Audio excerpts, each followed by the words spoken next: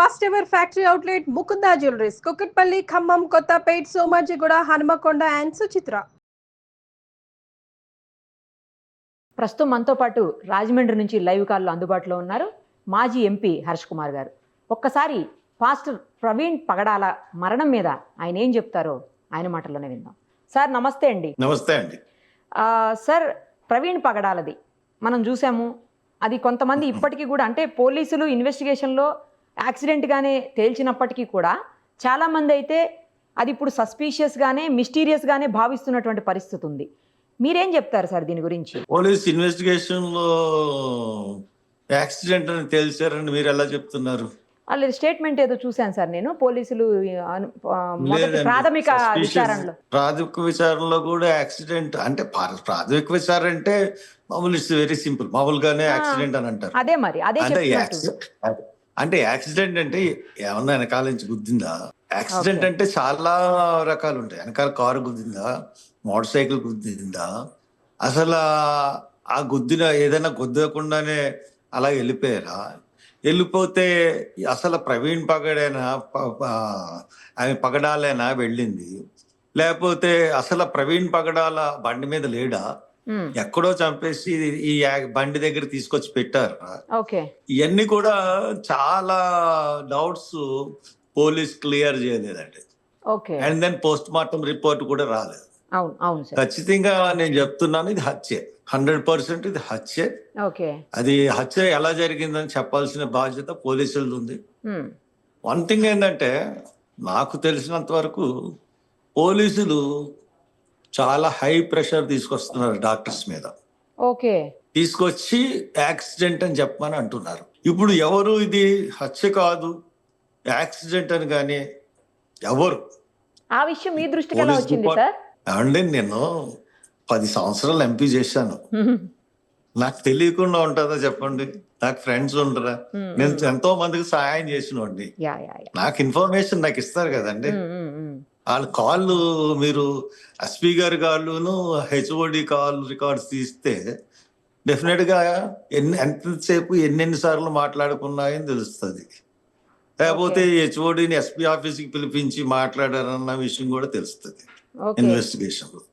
So that అంటే పోలీసులు అంత ప్రెషర్ పెడుతున్నారంటే గవర్నమెంట్ పోలీసుల మీద ప్రెషర్ పెట్టబట్టే పోలీసులు డాక్టర్స్ మీద ప్రెషర్ పెడుతున్నారు. యాక్సిడెంట్ అని చెప్పమని ప్రెషర్ పెడుతున్నారు. బట్ ఇది యాక్సిడెంట్ కాదు, ఇది హత్య.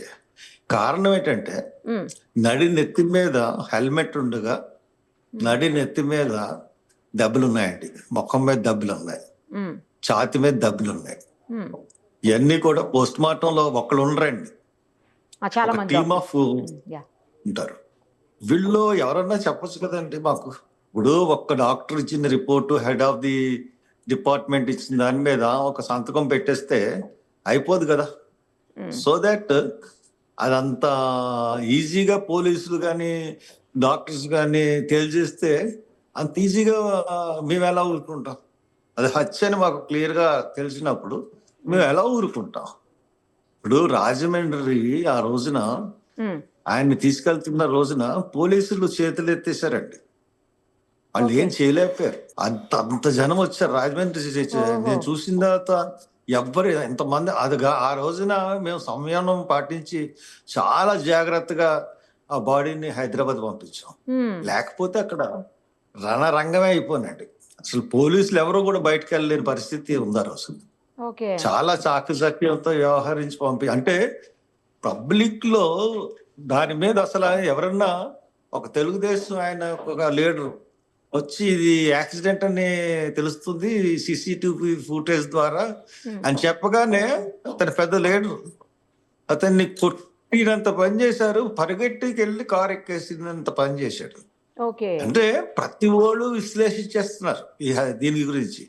ఆ బండి పడిన తీరు, శవం బండి కింద పడిన తీరు, పడితే తల మీద ఎందుకు దెబ్బలు తగిలినాయి, హెల్మెట్ కింద ఎలా దెబ్బలు తగిలినాయి, ప్రతి వాళ్ళు విశ్లేషిస్తున్నారు. ఒక అమ్మాయి అయితే నిన్న ఒక విశ్లేషణతో అసలు బండి మీద కొవ్వూరు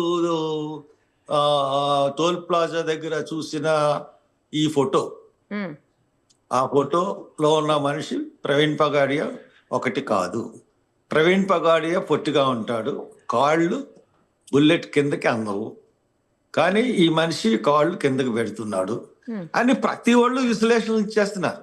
ఎవరు చూసినా ఇది హత్యకు తప్పితే ఇది యాక్సిడెంట్ అని ఎవరు ఒప్పుకోవట్లేదు. మొత్తం సమాజం అంతా అదే పద్ధతిలో ఉంది. అటువంటిప్పుడు సింపుల్ గా ఇది యాక్సిడెంట్ అని పోలీసులు తేల్చేస్తే ఊరుకునే ప్రసక్తే ఉండదండి. కానీ యాక్చువల్లీ అంటే అంత పగ, అంత ప్రతీకారం ఎవరికి ఉండొచ్చు అనేది, ఎందుకంటే ఆయన ఎవరితోటి అంత ముందు ఎవరు కూడా శత్రువులు పెద్దగా లేరు అన్నట్టు వింటున్నాం. మరి అంటే నేను కూడా అతను ఎవరో తెలియదండి, నాకు ఆయన ఎవరో నాకు తెలియదు, టు బి ఫ్రాంక్. అవును, మీకు ఆ రోజున ఒంటి గంట పరిచయం ఉందా సార్? అసలు పరిచయం కూడా అసలు పేరు కూడా వినలేదు. ఓకే ఓకే ఓకే, పేరు కూడా ఎప్పుడు వినలేదు. ఓకే. నేను మామూలుగా గవర్నమెంట్ ఎక్కడికో వెళ్ళి వస్తుంటే గవర్నమెంట్ హాస్పిటల్ దగ్గర జనం గుమిగూడి ఉన్నారు, 3 మంది ట్రాఫిక్ ఆఫ్ చేసి. నేను ఆగి ఏంటంటే ఇలా పాస్టర్ని చంపేశారు, దారుణంగా ఇది ఉంది, ఇలా చంపేశారంటే సరే అని చెప్పేసి వాళ్ళతో మాట్లాడి అక్కడ పోలీసులతో మాట్లాడంటే వాళ్ళు ఏమన్నారంటే CCTV వచ్చేస్తుంది, CC ఫుటేజ్ రాగానే మీకు పంపిస్తాం, ఇది యాక్సిడెంట్ అని పోలీసులు చెప్పారు. సరే పంపించానని చెప్పారు. నేను 6 వరకు వెయిట్ చేశానండి. 6ంటికి నేను అక్కడికి వెళ్ళిన తర్వాత ఇంకా CC ఫుటేజ్ ఇవ్వలేదు. ఇవ్వకపోతే లోన అక్కడ అవుట్ పోలీస్ స్టేషన్ హాస్పిటల్లో మాట్లాడుతున్నారు పోలీసులు కొంతమంది నాయకులతో. దాంట్లో వాళ్ళు 2 CC ఫుటేజ్లు చూపించారు. ఒకటి ఊరు దగ్గర ఆయన ఆగి వెళ్తున్నది, ఇంకోటి ఒక బండి వెళ్ళిపోతున్నట్లేదు, వెనక నుంచి 2 కార్లు వెళ్ళిపోతుంటే మధ్యలో నుంచి పొగొచ్చినట్టు ఉంది చూడండి అంటున్నారు. నాకైతే ఏం కనపడలేదు. అదే యాక్సిడెంట్ అన్నారు. దీన్ని బట్టి నేను యాక్సిడెంట్ అని ఎలా నమ్ముతామంటే అక్కడ కొంతమంది తెలుగుదేశం నాయకులు ఏం చేశారంటే ఇది 90% యాక్సిడెంట్ అని చెప్పేసి లెగిసిపోయి బయటకు వచ్చి అనౌన్స్ చేయబోతే అని కొట్టబోయారు. నేను అదంతా చూసిన తర్వాత బయటకు వచ్చి ఇది ఎట్టి పరిస్థితుల్లోనే యాక్సిడెంట్ అనడానికి ఆధారాలు ఏమీ పోలీసులు చూపించలేదు. సో దట్ ఇది యాక్సిడెంట్ అనడానికి ఆధారాలు లేవు, కాబట్టి ఇది హత్య అయ్యి ఉండాలి అని చెప్పేసి నేను చెప్పాను. దాని తర్వాత సరే మొత్తం మీద ఇప్పుడు ఎవరిని నిందించట్లేదు దాంట్లో, పలానా వాళ్ళు పలానా మతం కానీ పలానా క్యాస్ట్ కానీ ఎవరు కూడా మనం నిందించలేదు, బట్ దోషులను పట్టుకోమంటున్నాం. ఇంకొకటి ప్రవీణ్ పగడాల అప్పుడు ఇతను ఎవరు అసలు ఇతను చంపాల్సిన అవసరం ఏమొచ్చింది అని నేను కొంచెం స్టడీ చేశాను. ఇతను వీడియోలు ఇవన్నీ చూశాను. ఇతను చాలా జ్ఞానం గలవాడండి, విపరీతమైన ఇంటలెక్చువల్. సబ్జెక్ట్ అతని దగ్గర ఉన్న సబ్జెక్టు మామూలు సబ్జెక్ట్ లేదండి. మీరు చూసారో లేదో కానీ అతని వీడియోలు చాలా చాలా డీప్.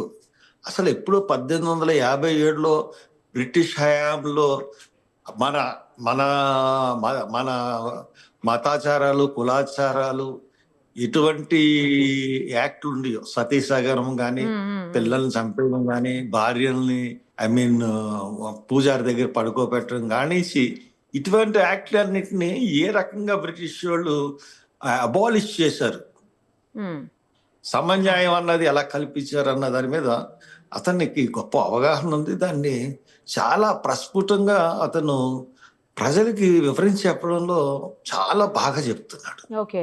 ఇది చూస్తే కొంత హిందూ ఫ్యానటిక్స్ ఇప్పుడు మనలాంటి వాళ్ళకి ఏముంటుంది, పలానప్పుడు ఏదో చరిత్రలో జరిగింది, ఇప్పుడు కాలక్రమేణా మారుతున్నాయి ప్రతిది. ఇప్పుడు ఒక్కోటి మెల్లిమెల్లిగా మారుతున్నాయి. ఇప్పుడు ఆస్తి హక్కు లేదన్నారు, ఆస్తి హక్కు వచ్చింది. ఇవన్నీ మనకి లేడీస్ కి ఇలాగ వచ్చినాయి, ఇవన్నీ మనం అనుకుంటాం. అంతకుముందు ఓటు హక్కు లేదు, అంబేద్కర్ ఓటు హక్కు కల్పించాడు. ఇలాగా మనకి ఇవన్నీ వచ్చినాయి వరుసగా మార్పులు అని మనం అనుకున్నాం. కానీ ఇప్పుడు కొంతమంది ఇవన్నిటిని మా యొక్క కొన్ని విషయాలను ఇతను చాలా బయటకు తీసుకొస్తున్నాడు అన్న ఒక దుగ్ధ అనేది ఉండడానికి ఆస్కారం ఉంది. తర్వాత ఈయన ఇంకోటి కూడా ముస్లిమ్స్ తో కూడా కొంత ఈ మతపరంగా కొంత వివాదం కూడా ఉంది. అండ్ దెన్ ఇంకోటి ఏంటంటే ఇతను బాగా ఎదిగిపోతున్నాడు, మమ్మల్ని అందరినీ మించిపోతున్నాడు అని ఆయన అంటే మీకు మిషనరీస్ కాదు కానీ ఈ సంఘం పరిచయం చేసి కొంతమంది చర్చెస్ పెట్టుకుని డబ్బులు సంపాదించే వాళ్ళకి కూడా ఇతని మీద కట్టగింపు ఉండొచ్చు. అంటే అంత హత్య చేసేస్తారా లేదా అన్నది నేను చెప్పలేను కానీ అదేలే సార్. అంటే ఈ కారణాలు ఓకే. ఈ కారణాల వల్ల ఎవరైనా చేయొచ్చు. ఇప్పుడు వీళ్ళు చేశారు వాళ్ళు చేశారు అని చెప్పలేం కానీ మొత్తం మీద అది హత్య చేశారు ఎవరు. ఆ హత్య ఎవరు చేశారన్నది పోలీసులు పట్టుకోవాలి కానీ సింపుల్ గా ఇది యాక్సిడెంట్ అని వాళ్ళ చేతులు దులుపుకుంటే మటుకు కరెక్ట్ కాదు. అది హత్యే, ఖచ్చితంగా హత్యే. ఎందుకంటే ఏ సీసీటీవీ ఫుటేజ్ లోను ఈ రోజు ఇప్పటి వరకు ఏ సీసీటీవీ ఫుటేజ్ లోను అతని మొహాన్ని పోలీసులు నిర్ధారించలేదు. ఓకే. ఎక్కడ కూడా అతనే సీసీటీవీలో ప్రవీణ్ ప్రగాడియా అన్నది నిర్ధారించలేదు. ఎక్కడ కూడా క్లారిటీ లేదండి. అతను అంతకుముందు ఉన్న బండి నడిపే విధానానికి బాడీ లాంగ్వేజ్కి ఇప్పుడు బండి నడిపే విధానానికి body language that so much difference ఉంది. ఓకే. ఓకే. అసలు ఇవన్నీ కూడా చాలా keen గా అబ్జర్వ్ చేస్తూ ఉంటుంటే మాట ఇది ఎక్కడో చంపేసి తీసుకొచ్చి ఇక్కడ పడేశారు, బండిని కూడా ఎవరో డ్రైవ్ చేసుకుంటూ వచ్చారన్నది అనుకునే పరిస్థితులు కూడా ఉన్నాయి.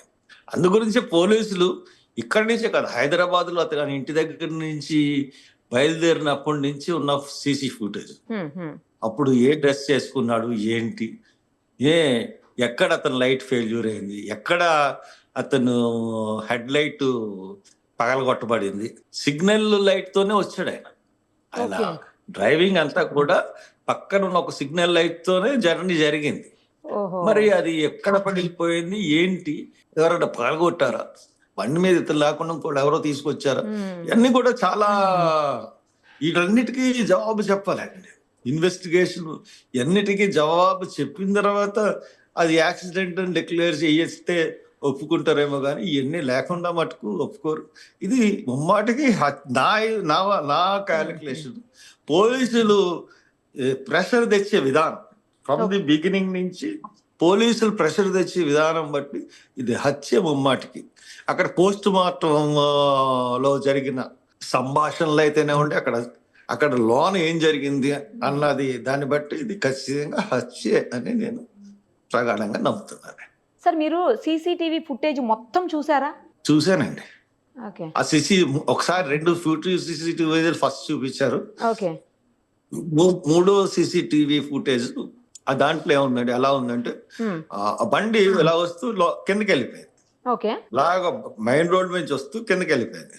నేనేమన్నానంటే ఈ సీసీటీవీ ఫుటేజ్ ఇలాగ వెళ్ళిపోతున్న బండి నుంచి ఒక 30 సెకండ్లు కానీ 1 మినిట్ కానీ ముందున్న సీసీటీవీ ఫుటేజ్ ఇవ్వండి అన్నారు. అంటే ఒక డిఎస్పీ ఏమన్నాడంటే అన్ని మీకు ఇచ్చేస్తా, మాకు ఇన్వెస్టిగేషన్ ఎలాగండి అన్నారు. సో దాట్ నేను నమ్మాను పోలీసుల్ని, లేకపోతే నమ్మబోతాను, చూపించమని గొడవ చేద్దాం, ఇన్వెస్టిగేషన్ బాగా చేస్తారేమో అని అనుకున్నాను తప్పితే ఈ రకంగా వాళ్ళు మతలబ్ చేసి తర్వాత పోస్ట్ మార్టం కూడానండి మేడం, వాళ్ళు 9:45కి ముందు రోజు చనిపోయాడు. నెక్స్ట్ డే బాడీ మార్నింగ్ తీసుకొచ్చారు. మార్నింగ్ తీసుకొచ్చిన తర్వాత వాళ్ళ రిలేటివ్స్ వాళ్ళు మధ్యాహ్నం 3 ఆ ప్రాంతానికి వచ్చారు. ఆ ఎన్క్విస్ట్ 24 అవర్స్ చేశారండి. ఎన్క్విస్ట్ 24 అవర్స్. గత రాత్రి మొదలెట్టింది, ఈ రోజు 2 వరకు ఎన్క్విస్ట్ రిపోర్టు తయారు చేయలేదు. తయారు చేసి అప్పుడు పోస్ట్ మార్టం అప్ చెప్తే వాళ్ళు ఒక 3 అవర్స్ చేసి, అంటే వాళ్ళు ఒక ప్లాన్ అనమాట. ఇది ముందుగానే పోస్ట్ మార్టం చేసేస్తే ఈ జనాన్ని మనం ఆపలేము, ఈ జనాన్ని బాడీ బయటకు వెళ్ళినారు, మాకు రిపోర్ట్ బయట పెట్టండి, మాకు ఏదో అనౌన్స్ చేయండి అని ప్రెషర్ ఇస్తారన్న భయంతో పోలీసులు అంత లేట్గా చేసి నన్ను వాళ్ళ ఎదురుగా అక్కడ నన్ను కన్విన్స్ చేశారు. ఎలాగా, వాళ్ళ ఫ్యామిలీ ఎదురు చూస్తుంది బాడీ గురించి, మీరే పంపించాలి హర్ష్ కుమార్ గారు. ఇంకా అది మానవతా దృక్పథం. వీళ్ళు ప్లానింగ్ చేసినా కానీ వాళ్ళు తప్పు చేసినా మనం తప్పు చేయకూడదు. అందరూ అతని బాడీ గురించి ఎదురు చూస్తా ఉన్నారు. సో దట్ నేను అందరినీ కన్విన్స్ చేసి నేను జాగ్రత్తగా బాడీని పంపించడానికి ఒప్పుకుని జాగ్రత్తగా నేనే ముందుండి తీసుకుని వెళ్ళి వ్యాన్ ముందుండి తీసుకెళ్ళి రోడ్డు మీద వరకు మీద పడిపోయారండి. వ్యాన్ మీద పోలీసులు ఆపే పరిస్థితి.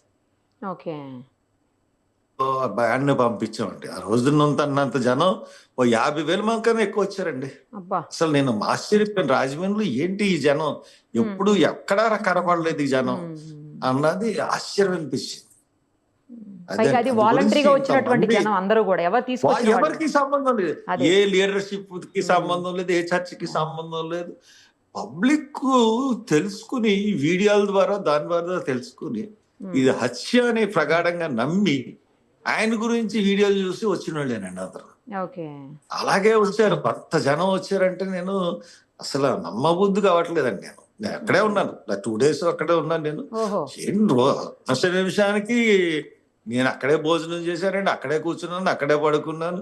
ఇంతమంది హత్యనే అక్కడికి వచ్చారండి, అన్యాయంగా చంపేశారు పాస్టర్ గారిని అన్న దాంతోనే వచ్చారు. అంత పట్టుదలగా వచ్చారంటే అది హత్యనే అందరూ నమ్మారు.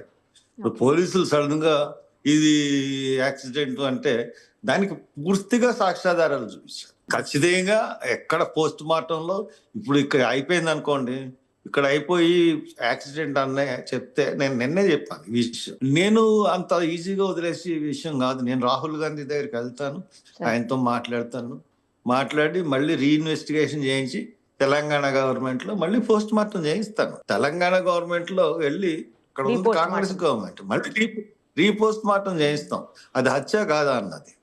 కాబట్టి అంత ఈజీగా వదిలేసే సమస్య అయితే లేదు. ఇక్కడ వీళ్ళు తప్పు చేస్తే ప్రతి చోట పోలీసులు తప్పు చేయరు కదా, ప్రతి చోట ప్రభుత్వం తప్పు చేయదు కదా. ఖచ్చితంగా అది నేను చేయగలను. వీళ్ళు అనౌన్స్ చేయమంటే నేను ఢిల్లీలో వెళ్ళి కూర్చుంటాను, రేవంత్ రెడ్డితో మాట్లాడతాను, డెఫినెట్ గా ఆయనతో రేవంత్ రెడ్డి గారితో మాట్లాడతాను, పిసిసి ప్రెసిడెంట్ గారితో మాట్లాడతాను, దీంట్లో న్యాయం చేయమని వాళ్ళని అడుగుతాను. అలాగే రాహుల్ గాంధీ గారిని కలిసి నేను చెప్తాను, ఇన్ఛార్జిని కూడా కలుస్తాను. అసలు నేను కాంగ్రెస్ పార్టీలోనే ఉన్నాను. సో దట్ కాబట్టి దెర్ ఈజ్ నో ప్రాబ్లం. కాబట్టి అది వీళ్ళు తప్పు చేసినా కానీ అన్ని ప్రభుత్వాలు తప్పు చేయవు. ఆ ఒక్క విషయం నేను చెప్పిన తర్వాత వీళ్ళు తాత్సం చేస్తున్నారు, ఎలా చెప్పాలి, ఏం చేయాలి అన్నది. సార్ యాక్చువల్లీ మీరు సీసీటీవీ ఫుటేజ్ మొత్తం చూశానంటున్నారు. ఆయన చనిపోయారు అని చెప్తున్నటువంటి టైం కంటే ఒక్క 10 నిమిషాల ముందు సీసీటీవీ ఫుటేజ్ మిస్ అయ్యింది, కనిపించట్లేదు అని చాలా మంది అంటుంటే వింటున్నాము. అది నిజమా సార్? అదేమన్నా మిస్ అయినట్టు మీకుందా ఇన్ఫర్మేషన్? అంటే ఒకటండి, కొవ్వూరు బ్రిడ్జ్ దగ్గర మనకి కనపడింది బండి. ఓకే. ఇంకా మధ్యలో ఏమీ లేవండి. అంటే అసలు సీసీటీవీ ఒక చోట అంటే ఒకటి మన సీసీ కెమెరాలు ఒక్కటి ఏంటంటే ఒక ఫ్యాక్టరీ ఒకటి ఉంది. ఆ ఫ్యాక్టరీ అంటే సమ్ ఫ్యాబ్రికేషన్స్, రేకులు తయారు చేసే ఫ్యాక్టరీ. తర్వాత టొయోటో వాళ్ళ షోరూమ్ ఒకటి ఉంది. ఇంకా 2-3 ఉన్నాయి. ఆ సీసీటీవీ ఫుటేజ్ చూసారో లేదో పోలీసులు అన్నది తెలియదు. బట్ అక్కడి నుంచి ఇక్కడికి రావడానికి టైం కొంత ఇంకొక లేట్ గా రావాలా ముందు రావాలన్న దాంట్లో కొంత మీమాంస ఉంది. బట్ ఎక్కడ మనకి ఛాన్స్ కూడా లేదండి. సీసీటీవీలు ఉండే ఛాన్స్ కూడా లేదు. ఇప్పుడు వీళ్ళు సీసీటీవీ ఛానల్ పోలీసులు పెట్టినవి కాదండి. ఇప్పుడు బంక్ దగ్గర నా దురదృష్టం ఏంటంటే మాకు అక్కడ ఒక ప్రాపర్టీ ఉంది, స్విమ్మింగ్ పూల్ అన్ని. ఆ సీసీటీవీ అది 4 రోజుల నుంచి కెమెరా పనిచేయట్లేదు, లేకపోతే నా దగ్గరే ఉండు అది. కాబట్టి మన తర్వాత కేశవస్వామి హాస్పిటల్ అని ఉంది, ఎమర్జెన్సీ హాస్పిటల్, వాళ్ళది హెచ్డి కెమెరాస్ అని అన్నారు. వాళ్ళ దాంట్లో ఏమన్నా సీసీ ఫుటేజ్ దొరికితే మటుకు ఏమన్నా అటేపు ఇటేపు దొరికితే ఫేస్ లో క్లారిటీ రావడానికి ఛాన్స్ ఉంది. మరి అది పోలీసు ఇన్వెస్టిగేషన్ చేశారు పోలీసులు లేదో తెలియదు, బట్ అది ఛాన్స్ ఉంది. రైట్ సార్, మీరు అన్నట్లు ఇన్వెస్టిగేషన్ కంప్లీట్ అయిన తర్వాత కానీ మనకి ఇంకా క్లారిటీ వచ్చే అవకాశం లేదు. ఆయనకైతే న్యాయం జరగాలని, ఒకవేళ నిజంగా హత్య అయితే మాత్రం దోషులు శిక్షించబడాలని చెప్పేసి కోరుకుందాం సార్. అంతే. Thank you sir. Thank you అండి. Thank you so much. నమస్తే అండి. Thank you sir.